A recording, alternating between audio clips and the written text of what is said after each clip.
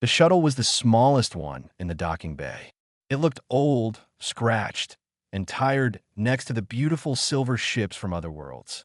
A few students from different species stood near the windows of the arrival hall and watched it land. Some of them laughed. One of them pointed and said something that made the others cover their mouths. Aiden stepped off the shuttle with a single bag over her shoulder and a small notebook tucked under her arm. She was 19 years old, average height, with dark hair pulled back in a simple braid. She did not look like someone who belonged at the Valanthos Galactic Academy. She looked like someone who had taken a wrong bus. The academy floated in orbit above a planet called Drayun. It trained the best young mind from over 200 species in combat, diplomacy, science, and survival. Getting in was nearly impossible. Getting in as a human was something most of the galaxy still considered a joke. Humanity had only been admitted 3 cycles ago, and most alien species still thought of Earth as a loud, violent little rock on the edge of nowhere. Nor walked through the arrival hall with her eyes forward. She could hear the whispers. She could feel the stares. A group of Dralith students towered over everyone else in the corridor. They were tall, silver blue-skinned, and carried themselves like royalty. One of them, a broad-shouldered male named Cassiel Bren, looked down at her as she passed. His expression was not curiosity. It was disgust. She found her quarters on the lower level. The room was small, plain, and cold. She set her bag on the bed, placed her notebook on the desk, and took a slow breath. Then she went to the welcome assembly. The grand hall was enormous. Thousands of students from dozens of species filled the curved seating. The commandant of the academy, an ancient Orvathai female named Sevra Ilan, stood at the center and gave a short speech about unity and purpose. Her voice was calm and deep. Nora listened carefully. Most students around her were already whispering to their friends. The next morning, classes began. Nora's first session was Survival and Endurance Studies, taught by instructor Devo Rhine. He was a Sarati, tall and pale, with sharp features. He asked each student to stand, introduce themselves, and name their species' greatest survival advantage. The Dralith students spoke proudly about their superior strength and rapid healing. The Tessari, a small four-armed species covered in soft fur, talked about their dexterity and technical intelligence. A Veli student, thin and delicate, described the ability to sense danger through vibrations in the air. Then it was Nora's turn. She stood. The room went quiet. A few students smirked. Nora Aiden. Human. Earth, she said. Our greatest survival advantage is that we adapt. Someone in the back row laughed softly. Cassiel Bren leaned back in his seat and shook his head slowly, as if he had just heard something embarrassing. Instructor Rhine said nothing. He simply nodded and moved on. After class, Nora walked through the corridor toward the library. She did not get far. Cassiel stepped into her path and blocked her way. He was almost twice her height. His silver blue skin caught the light from the ceiling panels and made him look like a statue carved from ice. Human, he said, loud enough for everyone nearby to hear. Tell me something. Your species still fights wars among itself? Yes? You still kill each other over lines drawn in the dirt. Nora looked up at him. She did not flinch. How did they let you in here? He continued. Was it pity? Was it some kind of charity program? A few students stopped walking. They watched. Some looked uncomfortable. Most did not. Nora stepped to the side and walked around him without a word. She did not look back. Cassiel's friends laughed. One of them called out, "The human runs away." Another said, "Coward species." Nora kept walking. She spent the evening in the academy's botanical wing, sitting on a bench surrounded by alien plants she had never seen before.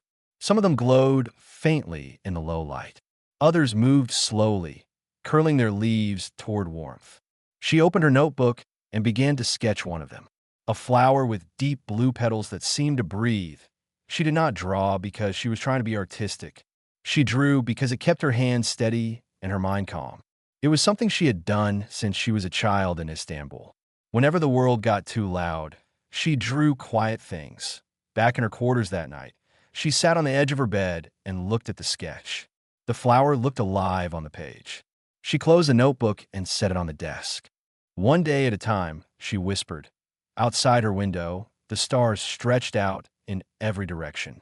Somewhere out there was Earth, a small, rough, beautiful planet that most of the galaxy barely thought about. And somewhere on that planet was a city full of noise and warmth, and people who never gave up, no matter how hard the road got. Nor turned off the light and lay down in the dark. She did not cry. She did not doubt herself. She simply closed her eyes and prepared for the next day. Whatever they threw at her, she would still be standing. That was what humans did. 3 weeks passed, and Noor Aiden learned something about the Academy that no textbook ever mentioned. The cruelty was not loud. It was patient. It came in small pieces every single day, like drops of water wearing down a stone. That IT started with the little things. Her name disappeared from a group project list, and no one told her. Her seat in the lecture hall was taken, and when she asked, the student pretended not to understand her language. Her food tray was knocked off the table during lunch, and the student who did it walked away laughing while Noor picked up the mess alone. Then Cassiobryn made it personal.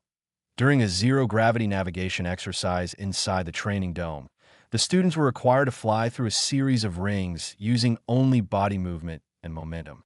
Noor was doing well. She was not the fastest, but her control was steady and smooth. Then Cassio drifted close and shoved her hard with his elbow. She went spinning off course, tumbling through the open space until she hit the safety net at the edge of the dome. The instructor did not see it. The other students did. None of them said anything. Noor pulled herself out of the net, steadied her breathing, and finished the course. She came in last. Cassio came in first. He smiled at her as they left the dome. That evening in the dining hall, Cassio stood up from his table and spoke loud enough for the entire room to hear. I want everyone to know that the human is only here because the Galactic Council felt guilty. She's a charity case. Nothing more. Her species cannot compete with us. They do not belong here. The hall went quiet for a moment. A few students looked at Noor. She did not look up. She continued eating her food in silence, her face calm, her hands steady. Cassio sat back down, and his friends clapped him on the back like he had won something. A table near the far wall, a small Tessari student named Fenra Galali watched everything. She was half the height of most students, covered in soft brown fur, with 4 arms that were always busy holding tools, data pads, or cups of warm drink. She was not popular. She was not unpopular. She simply existed in the middle, where most students never noticed her. But Fenra noticed things. She noticed that Noor never fought back. She noticed that Noor never complained to the instructors. She noticed that after every incident, Noor would quietly go to the medical training lab and practice alone for hours. She would run field surgery simulations, treat fake wounds on practice dummies, and study emergency protocols until the lights in the lab dimmed automatically. Fenra also noticed something else. Noor was good, not just decent. She was very, very good. Her scores on the medical simulations were among the highest in the entire first-year class. But no one talked about that. They only talked about the fact that she was human. One afternoon, Fenra was walking through the corridor carrying a stack of equipment for her engineering project. Her 4 arms were completely full, and one of the devices slipped from her grip. It hit the floor and skidded across the polished surface. Before Fenra could even react, Noor was there. She had been walking in the opposite direction, and she simply bent down, picked up the device, and handed it back with a warm smile. "Careful," Noor said. "That looks expensive." Fenra blinked. "Thank you," she said. Noor nodded and kept walking. It was such a small moment, meaningless to anyone watching. But Fenra stood in the corridor for a long time after that, holding her equipment, thinking that in all her time at the academy, no student from a higher-ranking cohort had ever helped her without expecting something in return. It was not the way things worked here. The academy ran on competition. You helped people who could help you back. You ignored people who could not. But the human girl had helped her for no reason at all. She had not even hesitated. That night, Fenra sat in her small quarters and stared at the ceiling. She thought about all the things she had seen over the past 3 weeks. She thought about the shove in the zero-gravity dome. She thought about the food tray on the floor. She thought about Cassio's speech in the dining hall. And she thought about the quiet girl who took all of it without breaking. Finra had seen strong students at the academy. She had seen students who could bend metal with their bare hands, students who could run faster than ground vehicles, students who could survive in vacuum for short periods without protection. But she had never seen anyone as strong as Noor Aiden, because the kind of strength Noor carried was not in her muscles or her bones. It was somewhere deeper, somewhere that most species did not even know how to look. She took the pain. She took the humiliation. And every single morning, she got up, walked into the academy with her notebook under her arm, and treated everyone around her with kindness, even the ones who did not deserve it. Finra closed her eyes and made a quiet decision. She did not know what it would look like yet. She did not know when the moment would come. But she decided that the next time the human girl needed someone, she would not look away like everyone else. She would be there, somewhere in the medical training lab. The lights dimmed. Noor Aiden finished her last simulation, wiped the sweat from her forehead, and walked back to her quarters alone. The corridors were empty. The station hummed around her, and the stars outside the windows did not care about the opinions of anyone inside. They just kept burning. The announcement came on a cold morning when the station's artificial sun had not yet brightened the corridors. Instructor Ryan stood before the class and told them that the Kelvori endurance trial would begin in 12 hours. 3 days in a simulated wilderness. Minimal supplies. No outside help. Teams would be assigned randomly. Noor heard her team assignment and felt her stomach tighten. Cohort 9, Team 4. She was grouped with Fenrir Galali, 2 Valley students, and Cassiel Brand. The training dome was massive. It stretched across an entire section of the station and contained forests, rocky terrain, rivers, and temperature zones that shifted every few hours. When the teams were dropped inside, the air was already cold and the sky above the dome was set to a deep gray. Cassiel took command immediately. He did not ask. He simply started giving orders. He assigned the 2 Valley students to gather food. He told Finra to handle technical tasks like building a fire starter and filtering water. And then he looked at Noor. You will haul water from the river. You will collect firewood from the deep forest. And you will take the night watch. All 3 nights. Finra opened her mouth to protest, but Noor shook her head slightly. Fine, Noor said. Cassiel smiled. It was not a kind smile. The first day was brutal. Noor hauled water 6 times from a river that was almost 2 kilometers away. She carried the heavy containers on her back through rocky ground while the cold wind cut through her thin uniform. She gathered firewood from the deepest part of the forest where the trees were thick and the light barely reached the ground. She did not complain. She did not slow down. When the shelter was built that evening, Cassiel and the others went inside to rest. Noor stayed outside.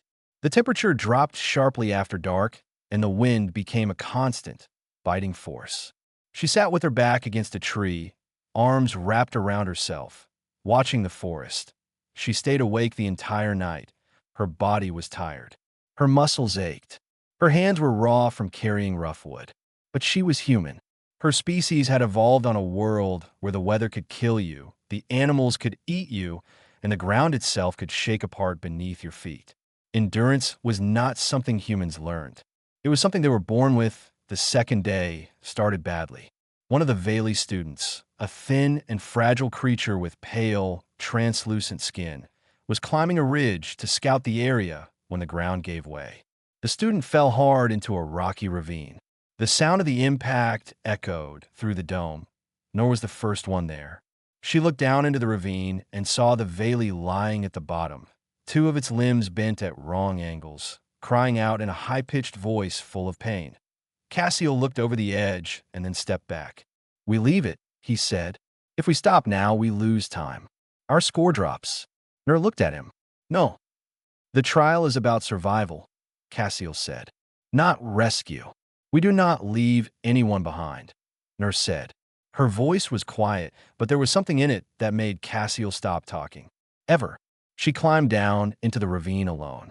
The rocks were loose and sharp. She slipped twice and cut her knee on a jagged edge. When she reached the Valley, she knelt beside it and examined the injuries carefully. 2 broken limbs. No internal bleeding that she could detect. Pain, but survivable. She opened her own supply pack and pulled out the medical strips and splinting material she had been given. She worked quickly and gently, speaking in a calm voice the entire time. "You're going to be okay. I have you. Just breathe." The Valley student looked up at her with wide, frightened eyes and whispered, "Why are you helping me?" "Because you need help," Nurse said simply. She splinted both limbs, wrapped them tightly, and then lifted the Valley onto her back. The student was lighter than a human, but still weighed enough to make the climb difficult. Nor gritted her teeth and started climbing out of the ravine, one handhold at a time. When she reached the top, she did not stop. The extraction point was 6 hours of walking away through rough terrain. Nor began walking. The Valley held on to her shoulders and said nothing. Nor's hands were bleeding. Her back screamed with pain. Her legs shook with every step. She did not stop. After the first hour, Finra appeared beside her. The small Tessari did not say anything. She simply reached up with 2 of her 4 arms and helped support the Valley's weight. They walked together in silence. 3 hours passed. Then 4. Then 5. The terrain changed from forest to open grassland and then to rocky hills. Nor's breathing was heavy and her vision blurred at the edges. But she kept moving. When they finally reached the extraction point, Nor set the Valley down gently on the ground. She made sure the student was comfortable. She checked the splints one more time. Then her legs gave out, and she sat down hard on the cold ground. She put her head in her hands and breathed. Finra sat down next to her. She did not speak. She just placed one of her small, furred hands on Nor's shoulder and kept it there. Behind them, Cassiel stood at a distance. He had followed them for the last 2 hours, but had not helped. He watched Nor sitting on the ground, exhausted and bleeding, and for the first time since she arrived at the academy, he had nothing to say. The wind blew across the grassland and carried the silence with it. Instructor Ryan read the trial results alone in his office. He went through every team's performance data, every score, every metric.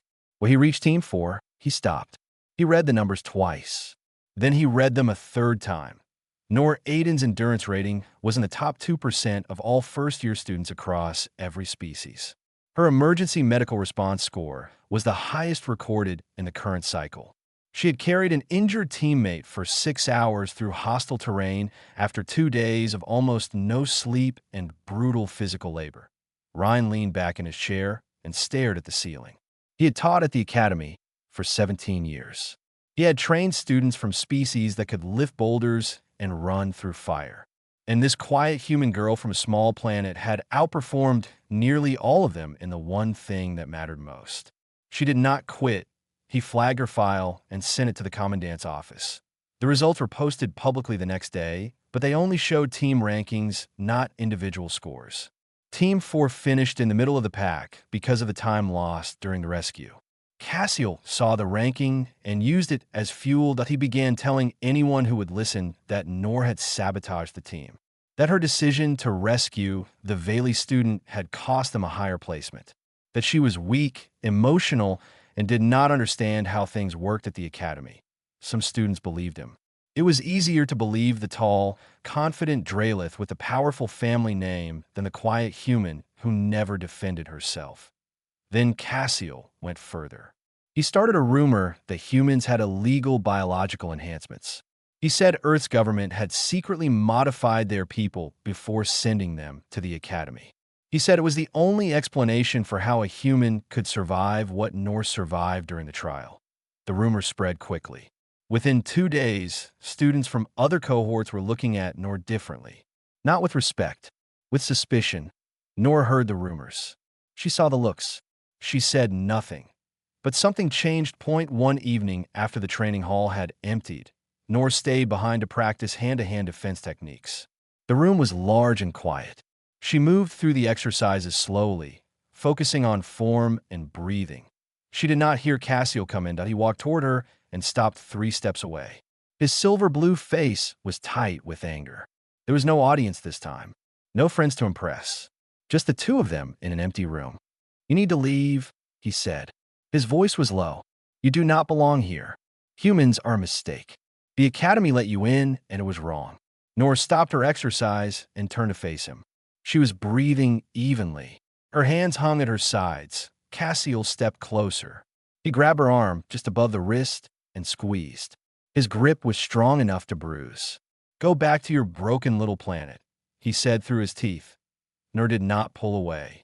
She looked directly into his eyes and spoke in a voice so calm it seemed to fill the entire room. "I have been here for 5 weeks," she said. "In that time, I have been shoved, mocked, insulted, lied about, and isolated. I have had food knocked out of my hands. I have been called a charity case. I have been told that my entire species is worthless." Cassiel's jaw tightened, but he did not let go. "And I know why you do it," Nur continued. "You are afraid. Because if a girl from a small planet, with no powerful family, no genetic advantages, no connections, can stand next to you and keep up, then maybe everything you were told about yourself is not true. Maybe your name and your bloodline are not enough. Maybe you actually have to earn your place. And that terrifies you." The silence that followed was absolute. Nor pulled her arm free. Cassiel did not resist.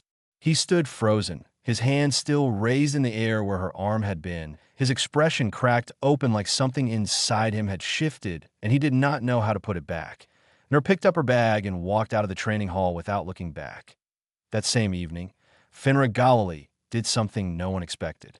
She carried her food tray across the dining hall, past her usual table, past the Tessari students she normally sat with, and placed it down directly across from Nur. Nur looked up. Finra sat down. She did not explain herself. She did not make a speech. She simply began eating that a few students at nearby tables noticed. Whispers started, but they were different this time. Not mocking. Curious. A Tessari student sitting openly with a human was something new. It was a small thing, but at the academy, small things carried weight. Nur looked at Finra and the faintest smile crossed her face. "Thank you," she said quietly. "Do not thank me," Finra said, her forearms busy with her utensils. "I should have done this weeks ago." They ate in silence after that. But it was a different kind of silence. Not the lonely, cold kind that Nur had grown used to. This was the warm kind. The kind that said, "You are not alone anymore." Across the hall, half hidden in the shadow of a pillar, Instructor Ryan watched the two of them. He had seen a lot of things in 17 years. Students who fought for glory. Students who cheated for rankings. Students who crumbled under pressure. But he had never seen someone earn loyalty the way Nur Aiden did. Not through power. Not through words. Just by being exactly who she was. He nodded once to himself and walked away. It happened without warning. One moment the academy was running like it always did. Students moving between classes, instructors reviewing scores, the station humming with the quiet rhythm of routine. The next moment, every alarm on the station screamed to life that a deep, mechanical groan shook the walls. The lights in the lower residential wing flickered and turned red. Emergency panels slid open across every corridor, and a cold, automated voice began repeating the same message over and over. Atmospheric breach in Section 12. Toxic gas leak detected. All students evacuate to upper levels immediately. The corridors filled with panic. Students ran. Some of them pushed. Some of them fell. Species that had never known real danger on their homeworlds froze in place, unable to process what was happening. Others moved fast, their instincts sharp, their bodies already running before their minds caught up. Nur was in the library when the alarms hit. She dropped her datapad and moved. Not toward the upper levels. Toward Section 12. She ran against the current of fleeing students. They looked at her like she was insane. One of them grabbed her shoulder and shouted, "Wrong way, human." She shook him off and kept running. She knew that Section 12 housed the junior residential quarters. Younger students, first cycle aliens, some of them barely old enough to be away from their homeworlds. And the emergency doors in that section were old. If the automatic seal had triggered too early, those students could be trapped inside with the gas filling the air around them. She reached the emergency supply locker near the entrance to Section 12 and pulled out a rebreather mask. It was designed for a Serati face, much larger than hers. She pressed it against her nose and mouth and held it in place with one hand. It barely sealed. It would have to be enough. She pushed through the emergency door and entered the toxic zone. The air was visible. A thin, greenish haze hung in the corridor like fog. The lights were red and dim. The alarm was louder here, echoing off the metal walls. Nur moved fast, checking every door she passed. Empty, empty, empty. Then she heard them. Small voices. Crying. Coming from a sealed classroom at the end of the hall. She reached the door. It was locked. The emergency seal had trapped them inside. 7 young students, a mix of species, huddled together in the far corner of the room. The gas was seeping in through the ventilation. Some of them were coughing. One of them was on the floor, barely conscious. Nor examined the door's manual override panel. She had studied this exact system 3 weeks ago during one of her late-night sessions in the medical lab. She pulled the panel cover off, found the release mechanism, and forced it open with both hands. The door hissed and slid apart. "Everyone up," she said. Her voice was firm, but not loud. Calm but urgent. "Follow me. Stay close. Do not stop." She lifted the smallest student, a trembling young creature with wide eyes, and put it on her hip. She grabbed the unconscious one and slung it over her shoulder. Then she led the group into the corridor. She knew a maintenance route. She had found it weeks ago while studying the station's layout during nights when she could not sleep.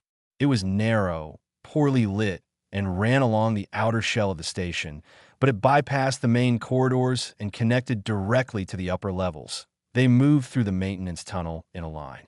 Nor at the front, carrying 2 students, guiding the rest with her voice. "Keep walking. You're doing great. Almost there."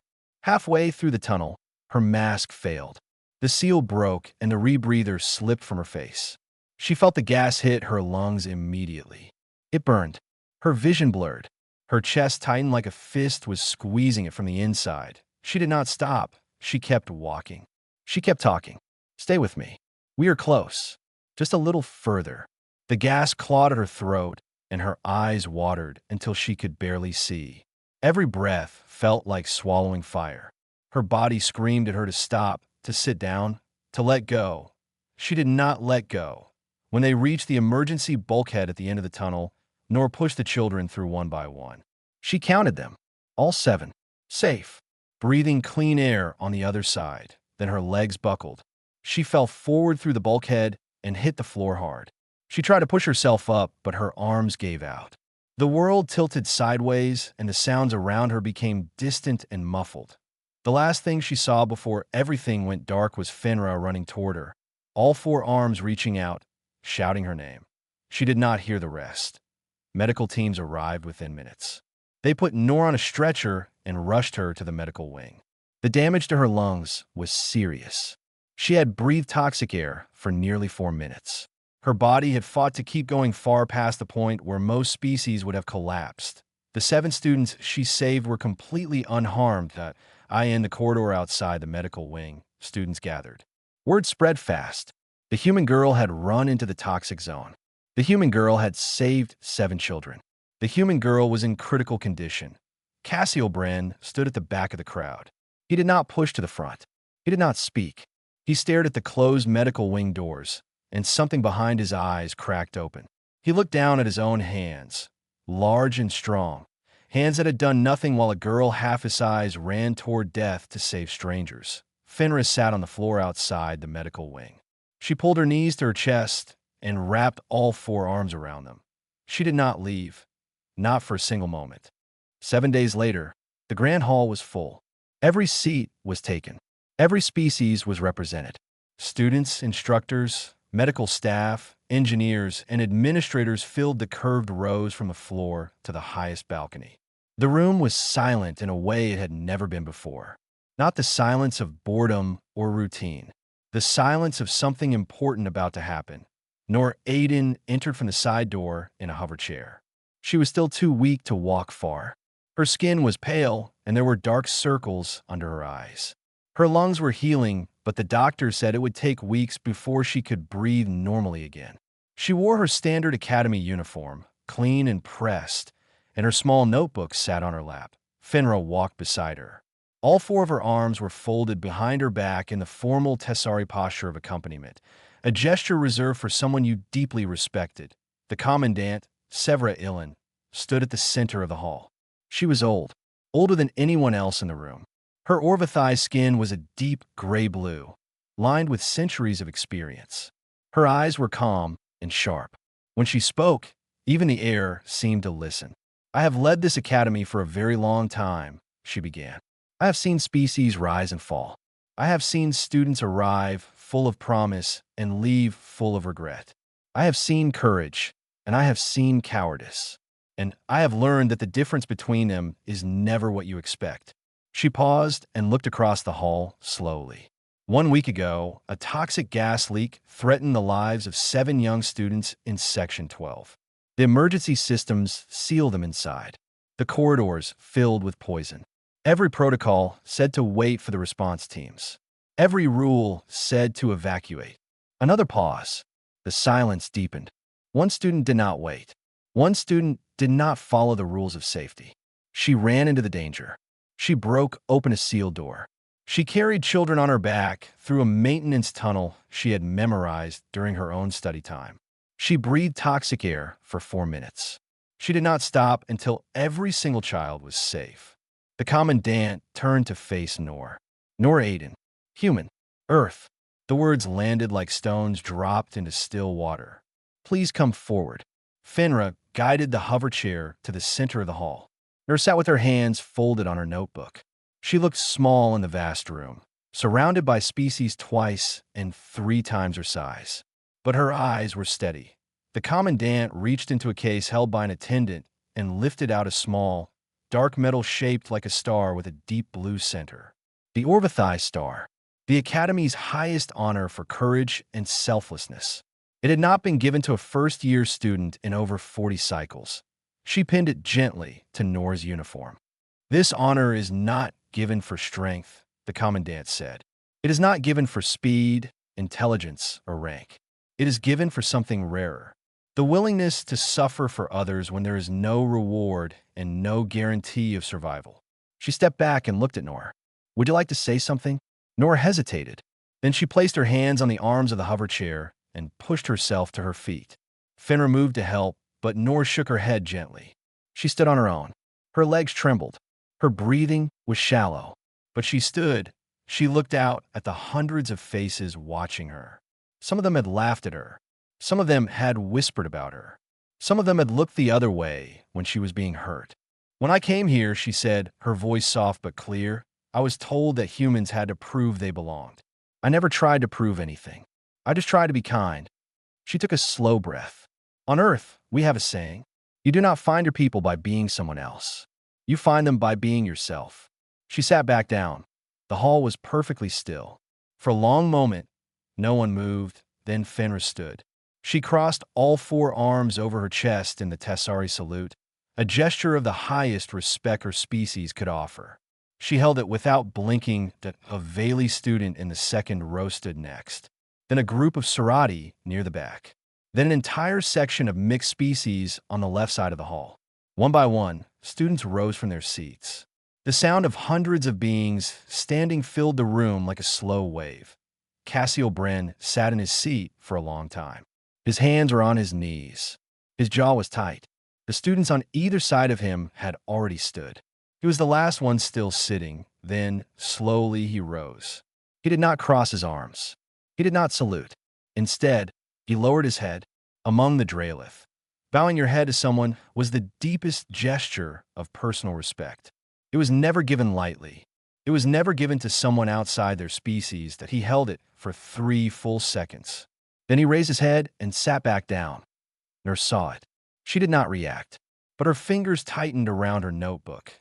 After the assembly, Instructor Ryan walked beside the commandant through the empty corridor. He was quiet for a long time. Then he asked, "Do you think humanity will change this academy?" The commandant did not slow her steps. "They already have," she said. That evening, Nurse sat in her quarters. Finra was beside her, helping change the bandages around her ribs. The room was quiet. The station hummed gently. The stars outside the window burned in their ancient, endless patterns. Nurse picked up her notebook and opened it to a blank page. She began to sketch a new flower, one she had seen in the botanical wing days before the accident. a small, dark bloom with deep red petals that only opened under pressure. She drew it carefully, slowly, with steady hands, and she smiled.